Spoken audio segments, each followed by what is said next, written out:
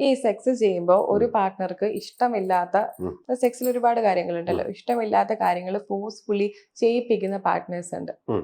അതിനോട് എന്താ പറയാനുള്ളത്? സെക്സ് ശരിക്കും ഒരു മ്യൂച്വൽ ആയിട്ടൊരു ഇതാണ്. ഉം. രണ്ടുപേര് പല പാർട്ട്നേഴ്സും അങ്ങോട്ടും ഇങ്ങോട്ടുള്ള ഇഷ്ടങ്ങൾ ഷെയർ ചെയ്യാറില്ല, കമ്മ്യൂണിക്കേറ്റ് ചെയ്യാറില്ല. ഉം. നമുക്ക് ഓരോ പാർട്ട്ണർക്കും വ്യത്യസ്തമാണ് അവരുടെ ഇഷ്ടങ്ങൾ.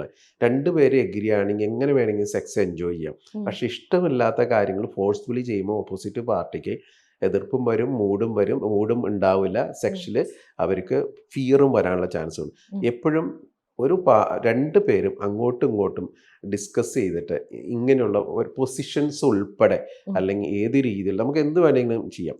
പലരും പുരുഷന്മാർ പലരും ഈ പോൺ മൂവിയിലൊക്കെ കണ്ടത് അങ്ങനെ തന്നെ അതെ. അപ്ലൈ ചെയ്യാൻ നോക്കും. പക്ഷേ ഉം. റിയൽ ലൈഫിൽ അതുമായിട്ട് യാതൊരു കണക്ഷനും ഉണ്ടാവില്ല. ഉം.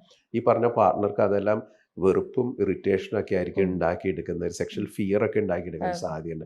ഉം. അപ്പോൾ ഒരിക്കലും അങ്ങനെ പാടില്ല.